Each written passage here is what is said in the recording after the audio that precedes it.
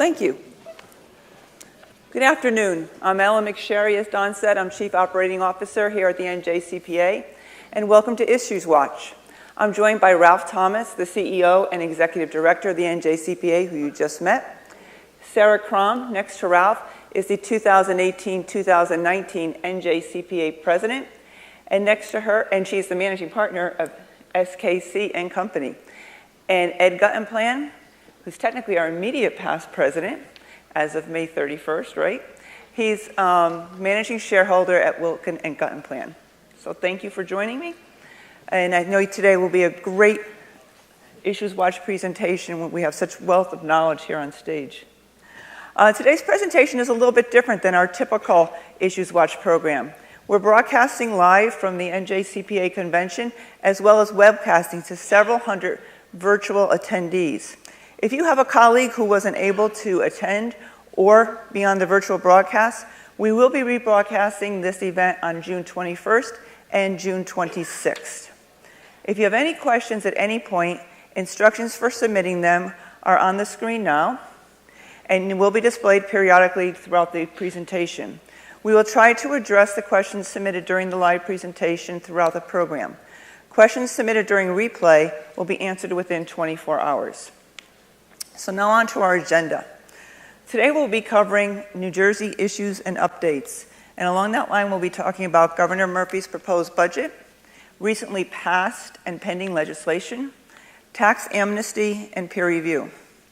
On the national issues and update side, we're going to talk about tax reform, lease accounting, and the state of the accounting profession. We'll also do some NJCPA updates, talking about our member survey and upcoming bylaws vote.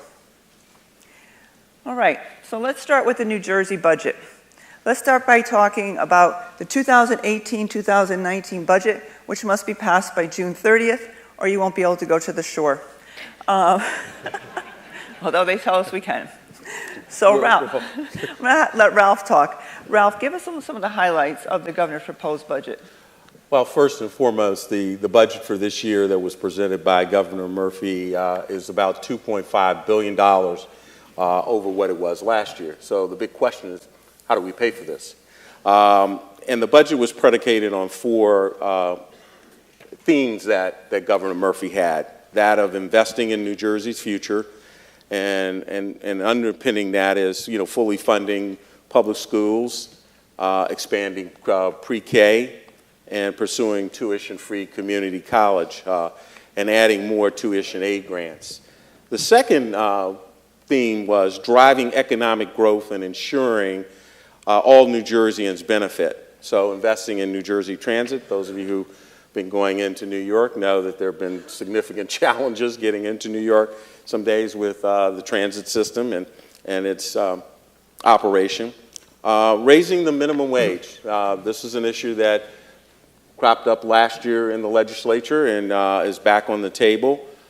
Increasing the earned income tax credit and creating a child and dependent care tax credit, and increasing the property tax deduction. As you know, federally, that was capped at $10,000, so there's been a lot of discussion about raising the state cap to $15,000 and maybe even $20,000, so that's still under discussion. And reinvigorating the Workforce Development Partnership Program. Those kind of went by the wayside with the last administration, particularly in the second four-year stint for Governor Christie there. And the big thing, that's the big elephant in the room, is honestly meeting our obligations. And that's the big thing, is the pension obligation. And one of the ways that they're looking to address that is with a millionaire's tax, closing the carried interest loophole, and looking at somehow modernizing the CBT structure that we have in place and trying to stabilize revenues. And then the last one is kind of affirming New Jersey values. There's been a lot of concern that over the previous administration that not a lot was done to move New Jersey forward. So one of the big issues, or big things, is legalizing and taxing marijuana, recreational marijuana. That would be very interesting here. Addressing the opiate epidemic and restoring funding for women's health care. finally confronting gun violence. We've seen too many stories in the news these days all over the country, and some of them here in the Northeast Corridor. And then restoring environmental programs. So those are the 4 themes, and again, one of the concerns that we've had, and I think a lot of people have, and even lawmakers, is how do we pay for those? And some of the proposals that have been put forth are really concerning to us as a society in terms of the impact on the business community and some of the unintended consequences that may crop up as a result of that. So that's kind of, in a nutshell, a summary of things. I will say that the society has been intimately involved with working with lawmakers and legislators. In fact, we have a call that's probably taking place now that Jeff Kazerman is on, talking about a proposal that we have put forth.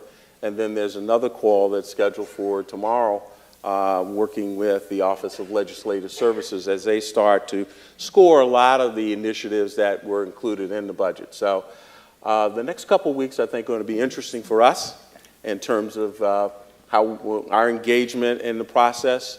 And we'll talk a little bit later on about some of the other things, I think, out there. But stay tuned. As Ellen said, our hope is that the state doesn't close down. I think there's a little caveat in there that says that if there is a shutdown, that the parks and beaches won't close, right, so that we get through the 4th of July weekend. So keep your fingers crossed. Keep them crossed for us as we engage with the legislature and try to see if we can make heads or tails of how we get a budget passed that makes sense for the state of New Jersey, its citizens, the business community, and us as a whole. Thanks, Ralph. Ed, what are you hearing from your clients? Well, we're hearing lots from everybody on the topic of the New Jersey economy. One of the things the State Society did was a poll of the members, and the polls that many of you get from the State Society are really important tools for us to have our voice heard and help the legislators understand what we're thinking on these topics. In a recent poll, the NJCPA members were asked how they would rate the state's economy today.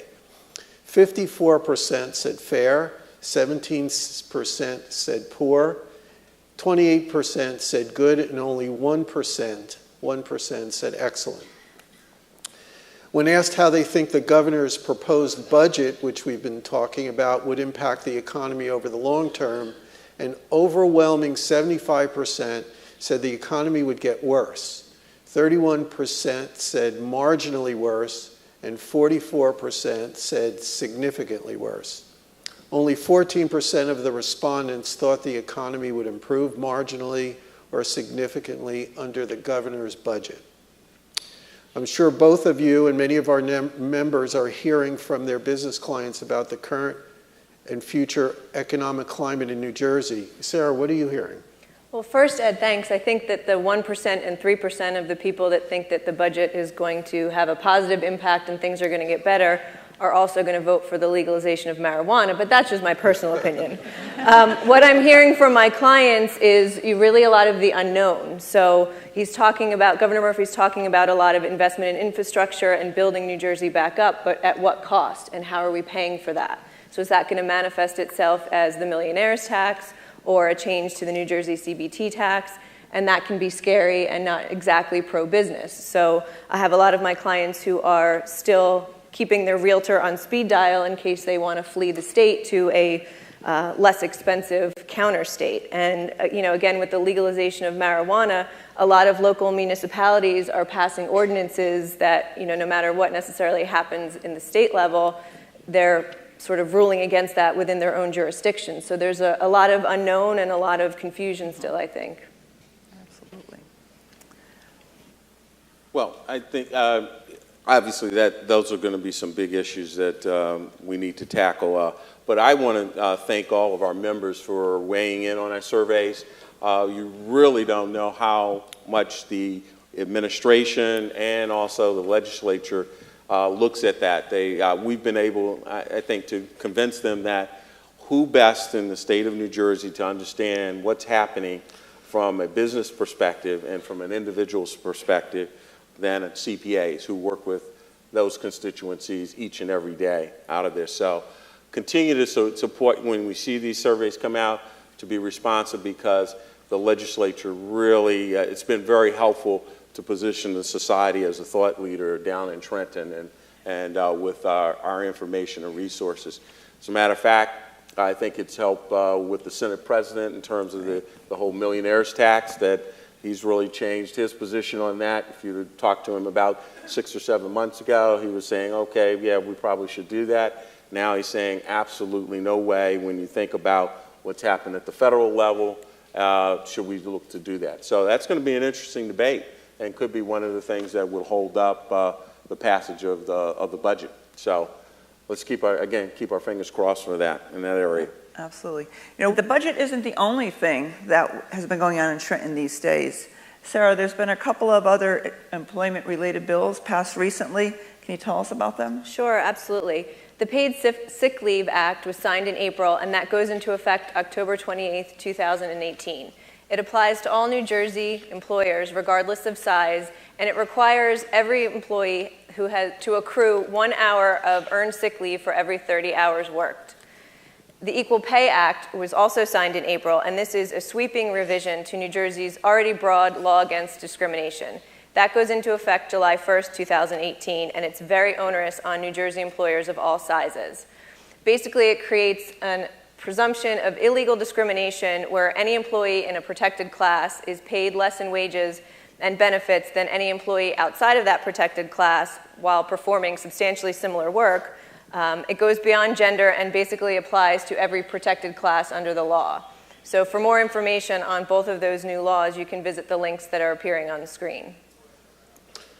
Another piece of legislation that was recently signed into law reinstates 5 urban enterprise zones. These are expired under Governor Christie.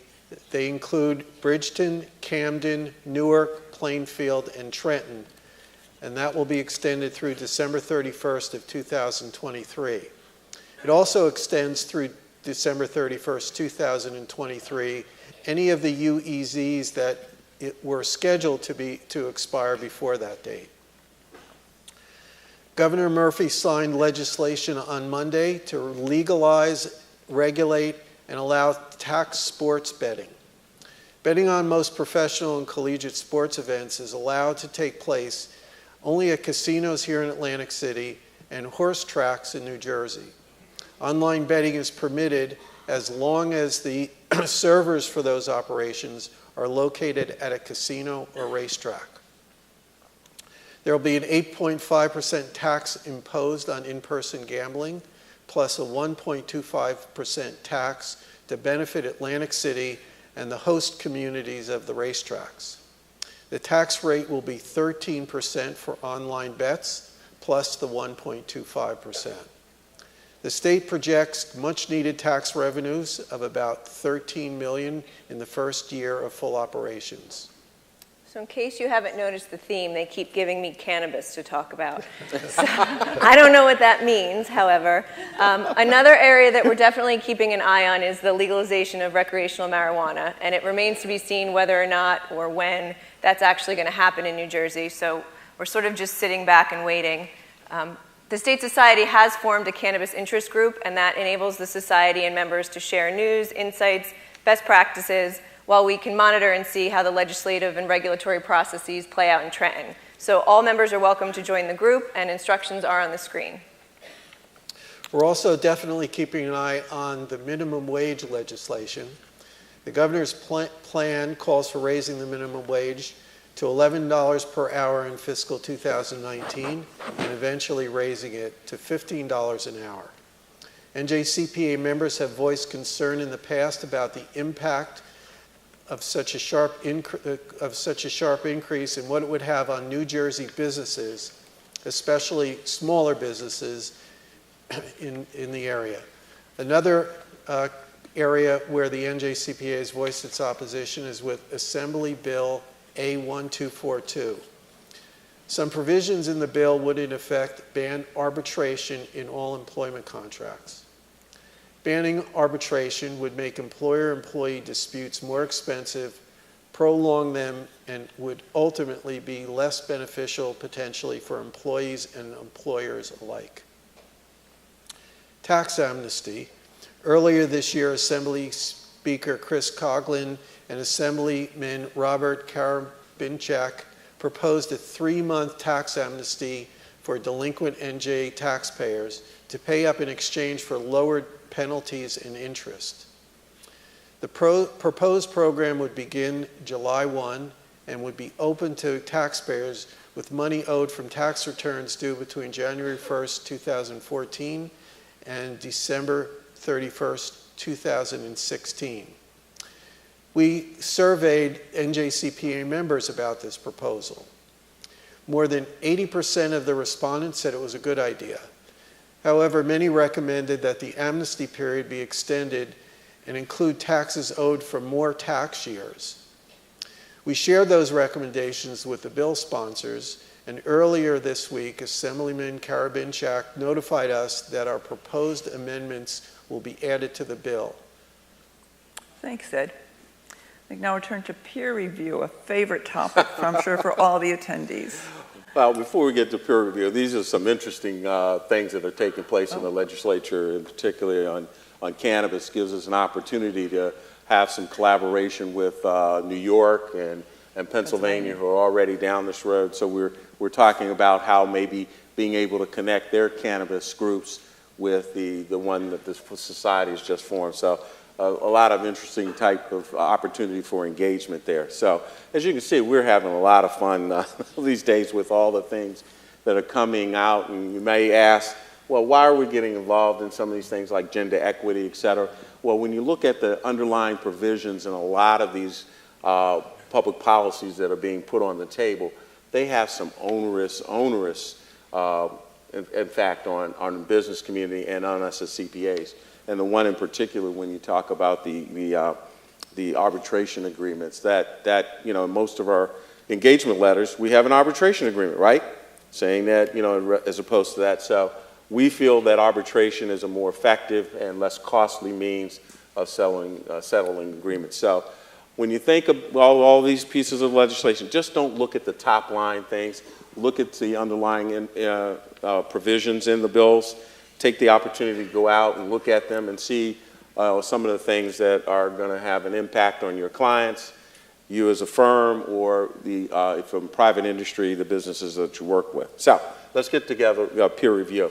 First and foremost, you know, AICPA implemented a new peer review system, and there have been a number of issues associated with that. We have been working diligently with them to try to get those cleaned up. So bear with us. It has been challenging, I guess is the best way to put it. But I think hopefully we'll get those resolved. But know that our peer review team is working very, very hard with AICPA to make known the issues and concerns there, and looking how we can get past all of this. But for peer review, I think one of the big things with that is the kind of issues that we were seeing, and there were some formatting. So on the peer review, and as I said, we acknowledge those problems with the PRIMA system. And for those of you who have to go through a peer review, there are 4 common deficiencies noted across all peer reviews that you can take steps to prevent. And those are insufficient communications, failure of leadership to adequately communicate quality control policies and procedures to all accounting and audit personnel. Insufficient expertise. Firms are accepting or continuing with clients without the requisite knowledge of current professional standards or specialized industry knowledge. Many times, client will say, I need to do a 5,500 now, and you say, well, you should be able to do it for another $1,000 or whatever, and that's just not the way we should be proceeding. Out-of-date practice aid libraries. Firms are not adequately purchasing or using the appropriate practice aids during engagements. And the 4th one is incomplete documentation. We've seen this over the last couple of years in when the Department of Labor did audits and found that in some instances, people had no documentation. So these are obviously issues that we need to work on. And for those firms that are not subject to peer review, remember that you must file a peer review exemption form with the New Jersey State Board of Accountancy by June 30 every year. And the form must be notarized. We've had a lot of questions of why do we need to be notarized. Pretty much anything that comes from the state board needs to be notarized. Also remember that all New Jersey CPA firms must renew their license by June 30th. Please don't wait till the last day, okay, in doing this, or get to the 11th hour, because invariably there will be somebody that gets identified as being late, even though, and they'll ask you, do you have a receipt to show that you mailed it by June 30th? So do it before then, please. And always, if you have any problems with registration or the exemption form, give us a call at the Society and we can try to help you out with that. Thank you, Ralph. Before we move on to the national issues, we do have one question that's come in. I'm going to pose it to both Sarah and Ed to see if you have any information on this. With the legislation of marijuana, then do you see an increase in cryptocurrency activity since the marijuana business can't put their money into banks, or will this be a non-issue once Donald Trump allows the states to make the decisions?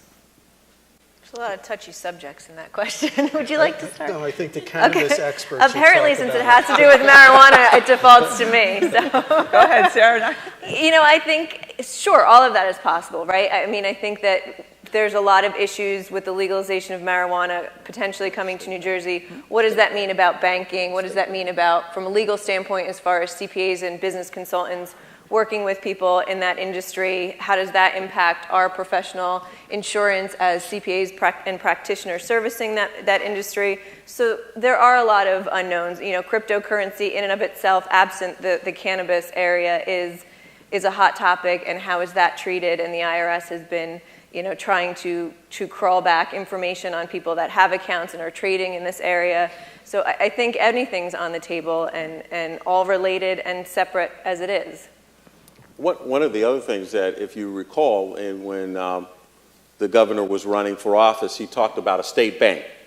And in fact, when we had him in February, we asked that question. He said, I knew you were going to ask that question. It was such a great idea. How come there's only one state that has one in place? And so he answered that.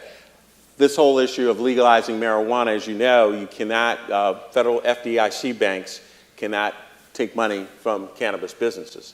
So the creation of a state bank positions an opportunity for those businesses to deposit money, because the state bank would not be FDIC.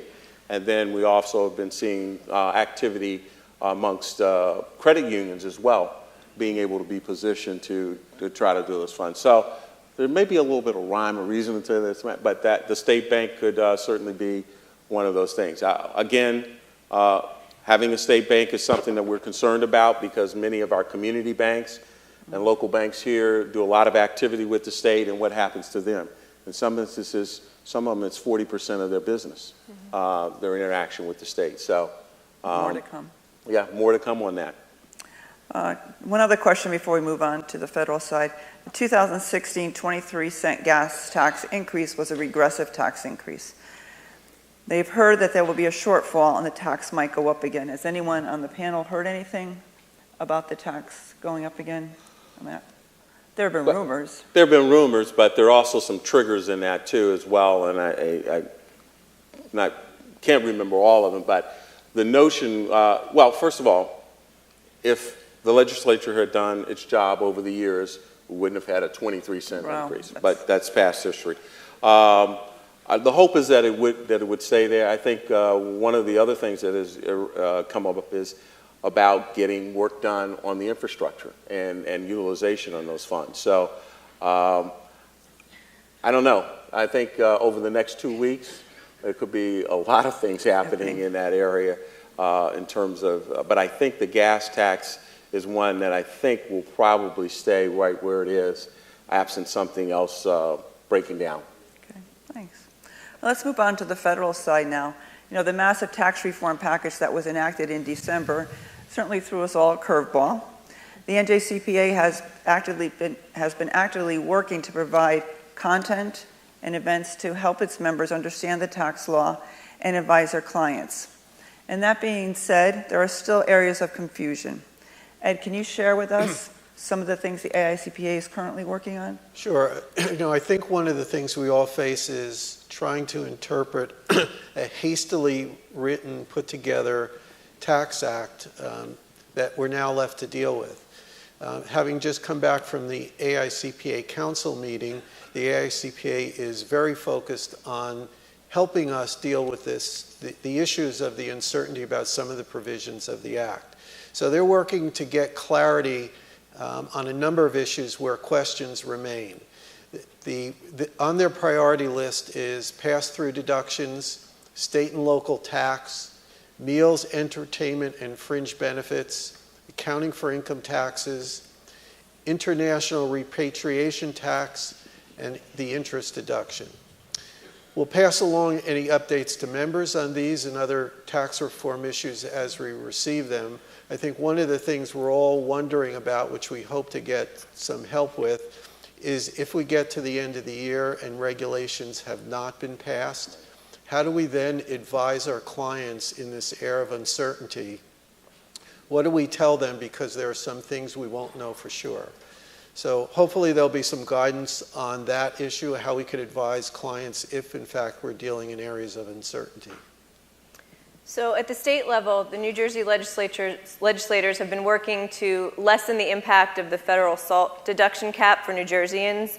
And one piece of legislation that has gotten a lot of attention, but also a lot of skepticism, is this measure to allow charitable deductions in lieu of property tax payments. And a bill has been signed in New Jersey allowing municipalities to establish such charitable funds, and homeowners can essentially donate to these funds and then receive up to a 90% property tax credit. Those homeowners could then theoretically deduct that amount as a charitable contribution. One of the recent polls that we did, however, said that more than 70% of NJCPA members feel that this tactic would likely not hold up with the IRS. And on May 23rd, the IRS issued a notice stating that they will be issuing proposed regulations soon, so tread with caution depending on how they come out. Yeah, and on that topic, I'd like to add, too, that earlier on, when AICPA met with the IRS and the Treasury, they said that there would be significant pushback by both IRS and the Treasury on an initiative like this.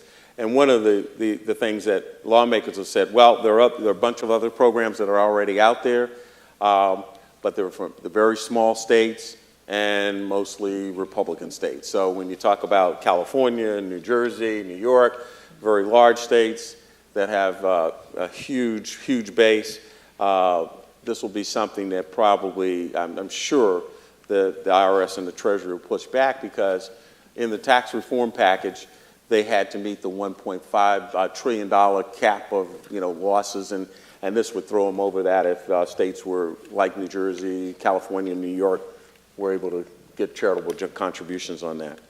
There have been other state bills and proposals created to help offset the negative impact of the federal tax reform in New Jersey. One such proposal was made by an NJCPA member, Alan Sobel. Alan saw a way to try to help flow-through entities in New Jersey whose owners are impacted by the new cap on federal and SALT deductions. Alan explains this proposal in this brief video that we're going to air. So around the end of the year, I was reading the new tax bill that was proposed by the federal government and actually passed by the federal government. And I saw inside the bill that there was an inequity with regard to state and local taxes, particularly as it related to small and mid-sized businesses. And I just felt like that business owners were being severely hampered by the inability to deduct what would normally be an ordinary and necessary business expense. Every business gets to deduct their business expenses, but because of this federal legislation, a real expense called state taxes was no longer going to be deductible to these businesses.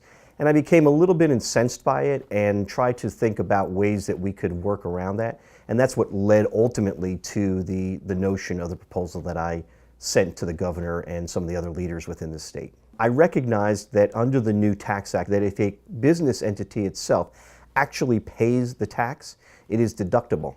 And so what I suggested in the letter was that New Jersey modernize its tax structure for flow-through entities such that the taxes themselves would be paid by the entity, not by the individual shareholders or members or partners of the entity itself.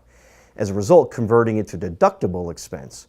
The end result at the end of the day would be that New Jersey would be tax neutral. It would receive the same amount of tax, state taxes. The taxpayers, the flow-through entities, would pay the same amount of state taxes, but would receive a federal tax deduction for the payments that are being made, therefore resulting in a savings on their federal tax, my calculations, somewhere between 3 and 4% of their overall federal tax liability. At the end of the day, how they structure the deal or how they write the deal could have unintended consequences. So as simple as it is, the more you peel back the onion, you may get unintended consequences. So things like people that are from out of the state needing to receive a credit for taxes they pay to New Jersey. If an individual is no longer paying the tax, how do they get the credit in that state? New Jersey also has a tax regime where you have to aggregate together your income and your losses through flow-through entities. If it's now taxed at the entity level and one entity has income, you'll pay tax at that entity. How do you ensure that you get the benefit of the loss from another entity? My view and what I said in the letter to the governor was we can write anything into legislation. So we just have to anticipate these complications and just write it into the bill so that it is, at the end of the day, revenue neutral.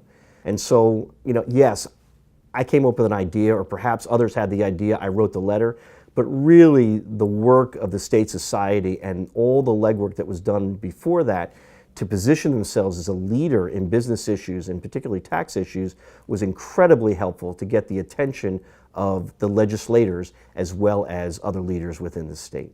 Let's hope that they do the right thing, they do pass this. It wouldn't hurt New Jersey, it would only help us become more competitive at the end of the day. So Alan's been very modest, but he did something that all of us have an opportunity. When you think you have a great idea or a thought, reach out to your legislators, to the administration with a letter suggesting that they do that. We, in fact, probably at this time, there's actually a phone conversation going on about what we now refer to as the Sobel solution. And Alan's thoughts on that as to what can happen with that, with his proposal. So again, it's a great opportunity for you as a member. If you have something that you think could work and make a difference here in New Jersey, take the opportunity to write a letter to your state senator, your assembly person, to the governor, to the director of the Division of Taxation, or wherever the issue, the Department of Labor, et cetera. They want to hear from constituents, and so take the time to really reach out to them and share your concerns as a citizen of New Jersey with any particular public policy and tax reform. So it's a great example of how members can work together to make New Jersey a better place to work and live. So we're hopeful that the legislation based on Alan's proposal will be drafted soon after the state budget probably is passed. So watch out for updates, which will be posted at the link on the screen. So Ed and Sarah, I'm sure clients have a lot of questions and uncertainty about this tax situation. What in particular are you hearing? Want me to go first? Go ahead. Okay. So I know you want to talk about cannabis, but that's okay. So I just tell my clients to smoke marijuana. No, I'm just kidding. I think there is a lot of uncertainty, and I think I didn't inhale. And I think that there's also the need to set some expectations. So expectations with our clients and within our firms as well, because we're not exactly sure when all of this clarification and all of these things are going to come out to help us do our jobs better. And so it's going to really be a sort of an all hands on deck mentality once some of this clarification comes out, both in our firms to help us service our clients. And it could very well come down to the 11th hour. We hope that it doesn't, but that those expectations sort of need to be set up now, again, with both our clients and our firm members. Yeah, I think we're seeing a great opportunity to have dialogue with our clients on an ongoing basis as this unfolds and help them think through what the scenarios are, depending on how it could go either way and what the regulations might or might not say. But I think it's important not to wait until December to try to help them figure out how to respond. I think we see it as a great opportunity to start and continue a dialogue with them about how things are evolving. Thanks. So Ed, I know you're dying to talk about lease accounting, so. That and revenue recognition are my two favorite topics. So many companies are grappling with implementation of the FASB's new lease accounting standards, and there's been some confusion about when companies need to comply. So for public companies, the effective date is January 1st, 2019, and for private companies, the effective date is January 1st, 2020. The adoption process can be tedious. You shouldn't delay with this, and for those of you who are using software that is employed for lease accounting and lease monitoring, that is also impacted by this proposed change. It's a sleeper. You really need to think it through and talk to your clients about what the impact is. Thanks, Ed. So we've had an interesting comment that was submitted. Someone is suggesting that we invite Governor Murphy to a special Q&A event sponsored by the Society or possibly next year's convention, so that the governor can address our perspective on his policies and future proposals. It's a great idea. It's tough to get on his agenda. He may agree to it and then last minute not be able to attend, but we could certainly. We'll certainly give it a go. I mean, we got him in February. We got him once, yeah. And we do have a sort of a little secret weapon that has ability to get to the governor. So I think it's going to be, it can be doable. The timing might be, if we're talking about the convention, we may need to do it a little bit earlier, because June is, the month that the legislature and the administration wrestle to try to get the budget passed. So what might work is just after tax season, after busy season, to try to see if we can get the governor out and have a special program for members to talk with him, share their concerns. We are also looking to set up some special meetings with the new treasurer, particularly trying to get some of the CFOs for New Jersey-based businesses to meet with the treasurer so they can explain the challenges that they have as businesses principally doing business here versus the bigger national companies that are all over, particularly on issues like minimum wage and that, how they would deal with that. For those of you who travel in and out of Newark Airport like I do, you see Newark Terminal C has changed. All the kiosks that are set up, and the fact that you go in and you punch in your order and somebody brings it out, and that's technology that's taken away jobs. Go to Newark and go to the McDonald's in downtown Newark, and you'll find that you'll go in and you say, okay, who's going to take my order? And again, it's a kiosk there. In fact, one of the state legislators who's a part-time stand-up comic, Assemblyman Bramnick, said, I hate going to Newark Airport because I can't get a decent drink. He says, because there's nothing on the tablet that says I want extra ice in my cocktail. So technology will be having a real impact in terms of how some of our businesses, our small businesses here, will address the whole minimum wage proposed increase to $15. Not that we don't think that people shouldn't make a living wage. It's really how you implement it. And so we hope to utilize some examples and results from Seattle, Washington, when they increased minimum wage, and what employers did to address that. They started reducing the time of staff, reducing people.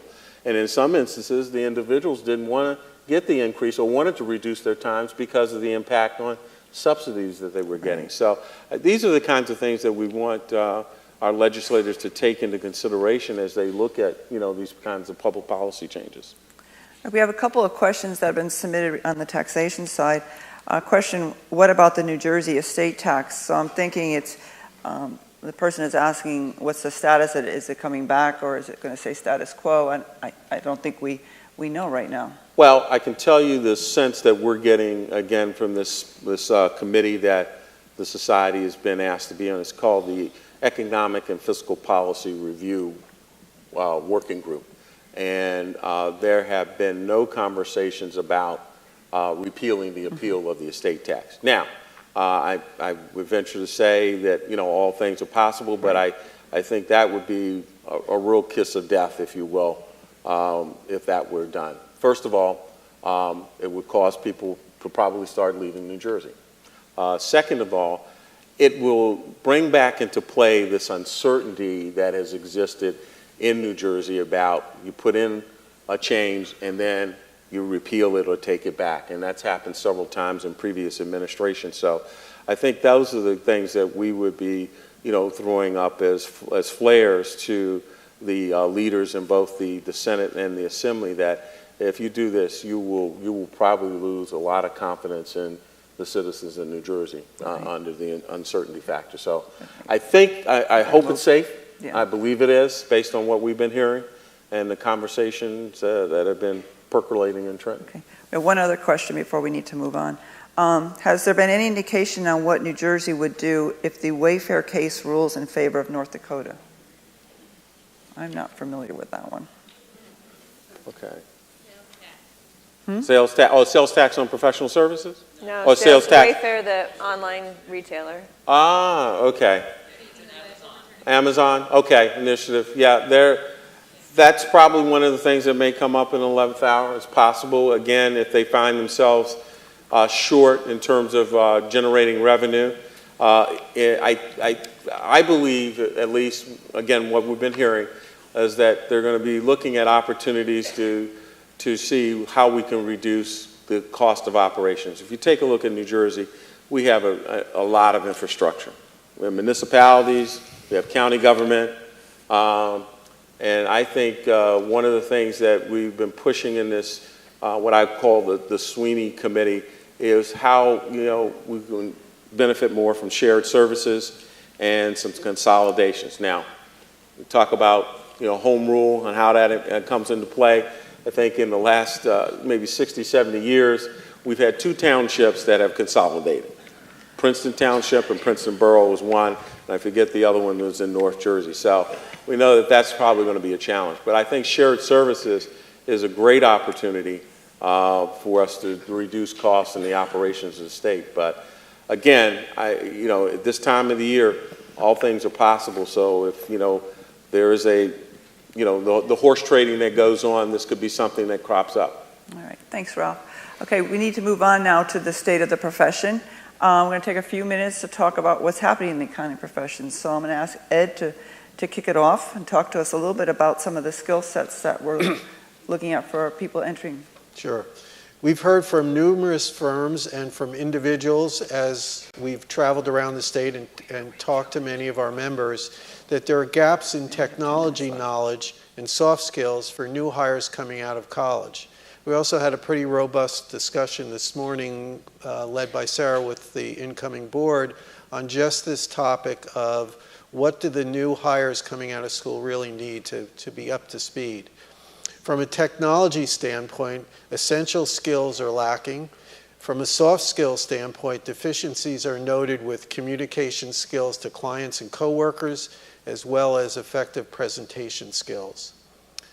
The NJCPA has partnered with CPA Crossings to offer online courses in technology such as Excel and Acrobat to NJ student members for free. And I know it's an area we're focused on addressing in the future. I think we're also seeing some other noticeable trends in the profession. The Accounting Today recently published their top 100 firms report, and that noted that overall CPA firm growth is down over previous years. Firms are still growing, but at a slower pace than what we've been seeing in the last 20 years. So I know these charts are a little bit hard to read, and we'll certainly provide everybody the links to the specific Accounting Today report that we're talking about. So the fastest growing service areas for the top 100 firms include attest, state and local tax, industry specializations, technology consulting, and international tax. And the fastest growing client categories were manufacturing, mid-sized businesses, construction, real estate, and technology. If you're looking to benchmark your firm against others, we encourage you to participate in the AAI CPA PCPS MAP survey. It's a great way to get information on what your peers are doing out in the marketplace, the things that work, and also identify some of the challenges. This survey is open until July 16th, so I hope many of you will participate in that. Okay, thank you. Moving on to the NJCPA, we're going to talk about what's going on in NJCPA. Earlier this year, we conducted a survey asking members a number of open-ended questions to gain some insight and key challenges and opportunities. So I'm going to ask Ed to share a little bit about what we learned from the survey, as Ed was president when we undertook that. Yeah. So first, we'd like to thank all the members who participated. We heard you, we gained a lot of useful information and are trying to use that as we move forward. 4 overall themes emerged. Hiring. Firms and companies are struggling with hiring and retaining entry-level staff. Growth was the second one. Members are concerned about competition and the growth and the sustainability of their businesses and practices. Third is change, a big topic. Knowing how to plan for and implement change is a widespread concern, especially when it comes to emerging technologies, which may be new to many practitioners. And lastly, learning. Members want anytime, anywhere access to educational programs. We're exploring new program opportunities based upon your feedback, and we've already implemented a few new things. So in response to some of the survey data and other member input, the NJCPA recently created 4 new interest groups and communities. So of course we have the Cannabis Interest Group, which I discussed several times throughout this presentation. We have the Emerging Leaders Interest Group, which focuses on professional development, career guidance, events, and networking opportunities for entry to mid-level accounting professionals. And this was spun off from our Young CPA Council. And we have the Emerging Technologies Interest Group, which is for members who want to share and sharpen their knowledge of current and emerging technologies, including things such as blockchain and artificial intelligence. And finally, but last but not least, this is just done alphabetically, we have the Women's Leadership Forum, which is a new online community on Connect for peer-to-peer support, networking, and communication among NJCPA members. And this group is having a meetup right here today at the convention during tonight's cocktail reception. So for those of you who are interested, meet in the designated area at the back of the exhibit hall at 6 p.m. And for any of these new communities or groups, you can join them at the link on your screen. Thanks. There are great opportunities to get involved, especially for your younger staff. Emerging leaders will truly value employer support of their development and professional growth. This is a topic I'm very passionate about. I think we should all see supporting engagement of our staff as an investment, not a cost. And they can apply what they learn at the firm or company that they're employed by. All of this will help with staff retention and continuity. If you're at all skeptical about the benefits of investing in staff training, think about the great quote I recently read. Executive 1 asks, what if we invest all of this money and time making our people better and they leave? Executive 2 says, what if we don't and they stay? Right. Something to think about. I would strongly encourage you to take by the hand 1, 2, or 3 of the people that you work with, the younger folks, and take them to an NJCPA event with you. Let's be the role models for the next generation and help lead the way for the future of the profession. You know, Ed, well put. We just had a question that come in, and you answered it beautifully. What is the NJCPA doing to attract young CPAs and ultimately members? And it is the one-on-one outreach that you do a marvelous job with. Our Emerging Leaders Council, a very, very active group, getting our younger professionals involved. Right. The one thing I would add to that is, it's all of us that have to do it. It's not the NJCPA that does it. It's all of us. We're the ones that are going to make it happen. Good point. Thanks, Ed. Okay, last week, you should all have received a notification that we will be asking members to vote on proposed bylaw changes. Ralph, can you please share some of the changes that are being highlighted in this proposal? Sure. Last year, we had a bylaw initiative that had administrative changes plus the thought of expanding, opening up membership to non-CPAs. This bylaw is purely on the administrative items, which are cleanup items in the bylaws that should have been done but weren't done previously. So there's information out there for you to look as you go. There's a red line copy of the bylaw proposed administrative changes out there. So if you have any questions, feel free to give us a call at the society offices, but really they're just administrative changes and cleanup items in our bylaws. Thank you, Ralph. So you have on June 18th, you will receive your actual link to vote, and you have until, I believe it's June 29th to vote. And that's when voting will close. Thank you, and I appreciate each and every one of you taking the time to actually cast your vote. Another great way to keep up with the constantly changing accounting landscape and ever-evolving state economy is to purchase our annual web pass. For one low price, you'll have access to at least one new webinar every month. It's easy and quickly to stay abreast of the top issues that will make an impact on you and your Garden State clients, and there's more information available on your screen.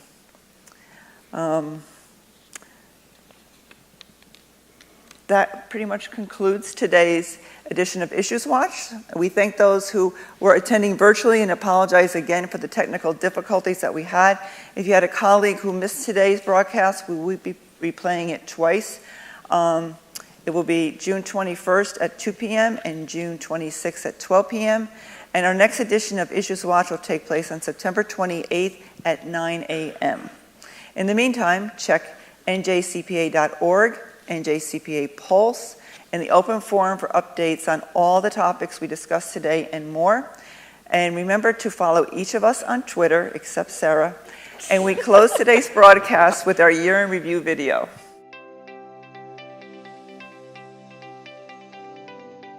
As the 5th largest professional association in New Jersey, there's a lot we can do together. Learn together. Influence together. Make an impact together. This year, we worked hand in hand for a better you, a better New Jersey, and a brighter future. We grew our knowledge and deepened the value we bring to others. The open forum was a hot spot with more than 700 questions that inspired 2,000 answers. We expanded our knowledge on emerging issues and participated in a range of discussions. We learned together through another triennial. Over 71% of New Jersey CPAs turn to us to meet their compliance and learning needs. We listened to your need for more flexible learning. And we took steps to help you market your valuable services by rebuilding Find a CPA, a resource to promote your business. NJCPA and its members proactively got involved, organizing around important issues. It started with a small grant to help set our strategy and turned into a strong sphere of influence in the state. In collaboration with others, we lobbied against legislation that would harm New Jersey businesses. And through our advocacy efforts in Trenton, we supported legislation that was favorable to New Jersey businesses. It was your voice that set our direction. More than 7,000 member opinions helped us provide insights to media and legislators and shape our public policy positions. New Jersey is taking notice of our collective influence. Local and national media coverage voiced the ideas of NJCPA leadership and its members. We rallied together, our hearts and minds focused on a brighter future. Almost 2,800 members dedicated their time to committees, interest groups, and leadership positions, as well as volunteered and mentored others. Through our tax call-in program, we helped nearly 7,000 New Jersey taxpayers sort through muddy waters, answering questions about taxes and the impact of tax reform. We know that giving back matters to you, so we increase the ways that you can get involved to make an impact. Individual members, firms, and our amazing chapters donated more than $200,000 to the Scholarship Fund. We held a number of community service activities throughout the state. We reached 3,500 students at 117 high schools to share our love and the promise of being a CPA. We awarded over $375,000 in scholarships, the largest professional scholarship program in the state. Free basic skills training was introduced to give college students a head start. Recognizing the critical role that colleges play, we deepened our relationships and increased our reach to future CPAs. We garnered face time with over 1,000 college accounting students through campus visits and talks. We improved our resources to help candidates get ready for the CPA exam and fielded more than 500 calls for help. And we're working with educators to help them prepare students for a technology-enabled career. NJCPA and you. NJCPA and you. NJCPA and you. Working together for a better you, A better New Jersey. And a brighter future. Find out what we're all about at njcpa.org.